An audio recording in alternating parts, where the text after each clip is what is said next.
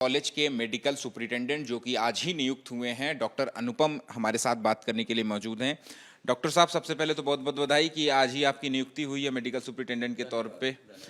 Doctor साहब, सबसे पहले तो सवाल यही हो कि जो मंगलवार को आपके अस्पताल में घटना हुई, हालांकि उस वक्त आप मेडिकल सुपरिटेंडेंट नहीं थे, लेकिन क्या जानकारी है आपको, किस तरीके से ये पूरा विवाद जो है वो शक्ल में आया? मैं आपको पूरी बैकग्राउंड बताऊं।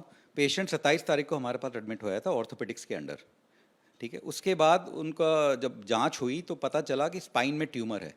पेशेंट 4 महीने से बेड से उठ नहीं सकता, पैर चलते नहीं थे। तो उसकी स्पाइन में एक ट्यूमर था, जिस वजह से उसकी जो सारी नसें थी उसमें प्रेशर पड़ रहा था। तो जब 27 तारीख को न्यूरोसर्जन ने देखा उनको, तो उन्होंने बताया कि आपकी सर्जरी होनी है। तो पहली तारीख को उनकी सर्जरी हुई। सर्जरी से पहले उनको पूरा समझा दिया गया था कि बहुत कॉम्प्लिकेटेड सर्जरी है, बड़ा ट्यूमर है स्पाइन के अंदर, वो ट्यूमर निकालेंगे, रॉड डालेंगे और स्पाइन को फिक्स करेंगे। एंड हो सकता है कि 100% रिकवरी ना आए, आस्ते आस्ते रिकवरी आती है, बिकॉज स्पाइन में बहुत देर से प्रेशर पड़ रहा था। पहली तारीख को उसकी सर्जरी हुई, पेशेंट को वार्ड भेज दिया गया, सॉरी आईसीयू में रखा गया।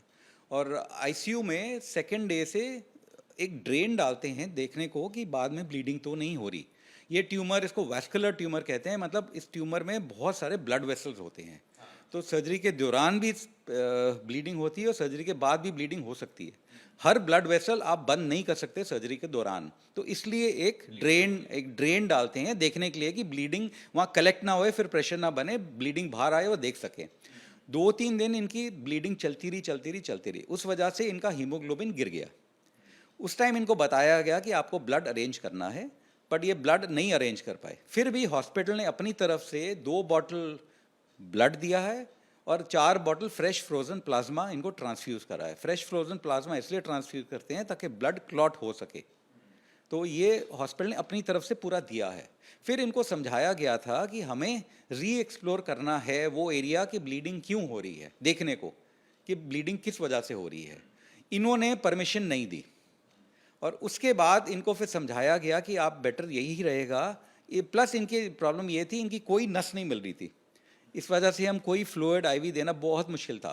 पेशेंट को सेंट्रल लाइन डालनी थी और पेशेंट ने मना कर दिया। सेंट्रल लाइन इसलिए डालते हैं कि ब्लड वगैरह चढ़ा सके पेशेंट। तो ऐसे में क्या डॉक्टर साहब आपको ये लगता है कि अगर कोई केस जो है वो इतना कॉम्प्लिकेटेड है, तो जो मरीज आपके पास आ रहा है या इन जनरल कोई भी मरीज हो, तो उसके पास सेकंड ओपिनियन लेने का, किसी दूसरे डॉक्टर से ओपिनियन लेने का अधिकार होता है कि नहीं होता?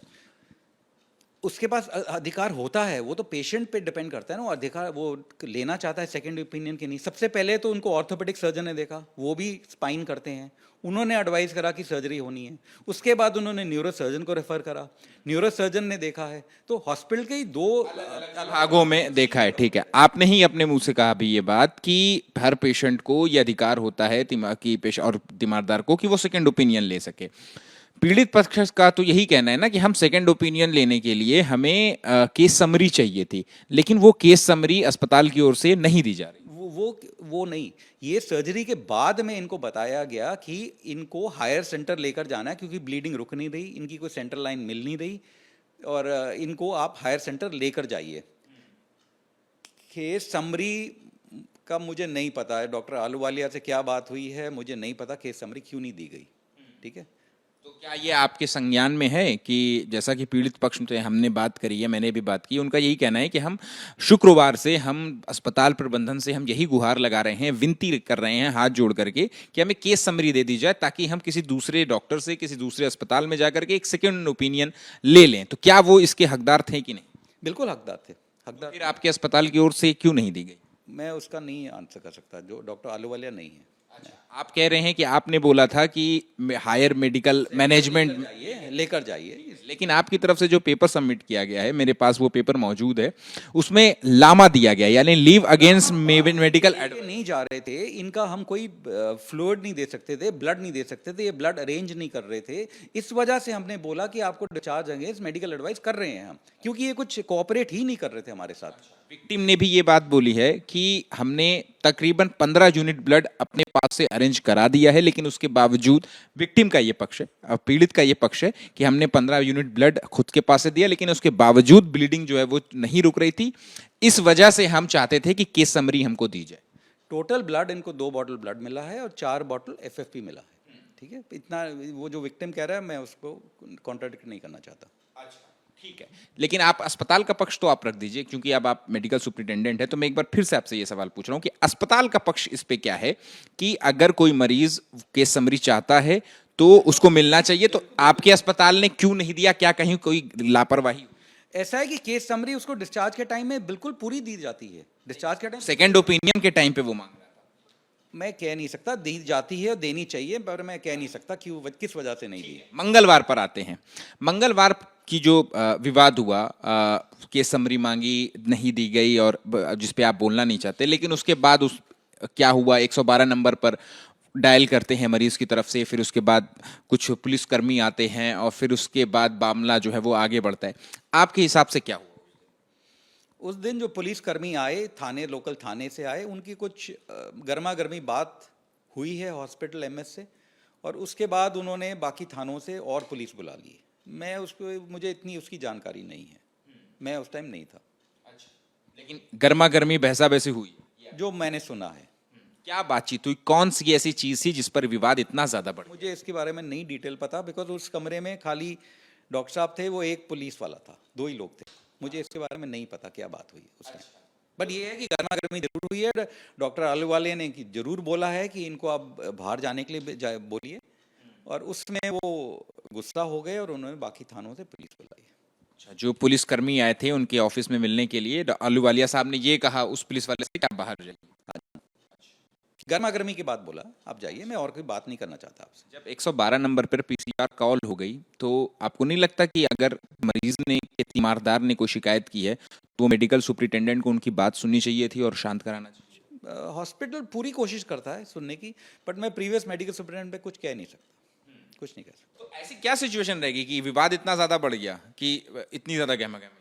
वो लड़का है ऐसा, बहुत अग्रेसिव है, उसका बेटा है 19-20 साल का है, वो शुरू से बहुत अग्रेसिव है, हर चीज़ मना कर देता है, सब कुछ कर देता है। तो बेटे का काफ़ी फॉल्ट है मेरे हिसाब से।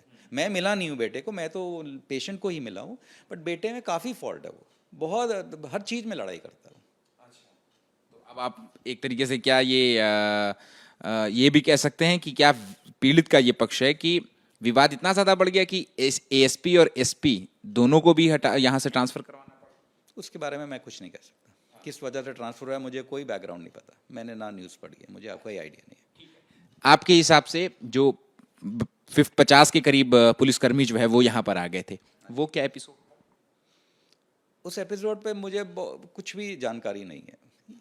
उस एपिसोड में आप एडमिनिस्ट्रेशन से आप पूछ सकते हैं, मुझे उस बारे में कोई जानकारी नहीं है। मुझे ये पता है कि पुलिसकर्मी आए थे, जो मैंने सुना है। उसके बाद पुलिसकर्मी को कोई इंस्ट्रक्शंस मिले और सारे पुलिसकर्मी चले गए थे, और रात के 11-12 बजे तक सीनियर पुलिस ऑफिसर भी हॉस्पिटल में आए थे मामले को सॉर्ट आउट करने में। मेरठ रेंज के आईजी भी आए थे, एडीजी भी आए थे, वो हमें पता है। लेकिन मैं आपसे जानना चाहता हूं कि ऐसी क्या सिचुएशन आ गई थी? मैं आपसे ये सवाल पूछ रहा हूं क्योंकि आप आधिकारिक तौर पर आप ही हैं जो इस बात का जवाब दे सकते हैं। तो वो क्या सिचुएशन अराइज हुई थी कि इतने सारे पुलिसकर्मी, 50 से 60 पुलिसकर्मी जो है वो आपके अस्पताल में आपने क्या बातचीत हुई, क्या सिचुएशन?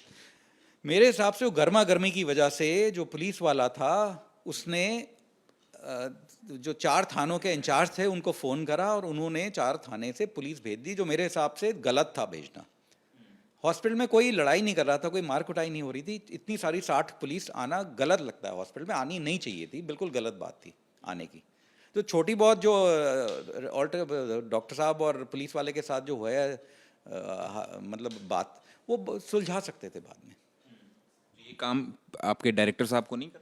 बट हो सकता है कि पुलिस वाले की तरफ से ही गर्मा गर्मी हुए, हो सकता है डॉक्टर साहब की वजह से, मुझे नहीं पता है, क्योंकि 2 ही लोग कमरे में थे, मुझे कोई आइडिया नहीं है। बट मेरे हिसाब से 60 पुलिस वाले नहीं आना चाहिए थे, कोई ज़रूरत नहीं है। कुछ ऐसे हॉस्पिटल में कुछ इतना मेजर केस था नहीं करने को कि एक पुलिस वाले ने जरा सी लड़ाई हुई तो उसने 60 लोग बुला लिए, ऐसे नहीं होता, मैंने कभी नहीं सुना। अच्छा, इसमें एक पक्ष ये भी आ रहा है कि आपने भी ये बात कही कि डायरेक्टर साहब और पुलिसकर्मी के बीच में जब गर्मा गर्मी हुई, फिर उसके बाद पुलिसकर्मी ने अपने उच्च अधिकारियों से बात करी, जो कि प्रोटोकॉल है, फिर वहां से ये इंस्ट्रक्शन आए कि इस तरीके से जो है वो जा करके यहाँ पर इतने पुलिसकर्मी लेकर के आए।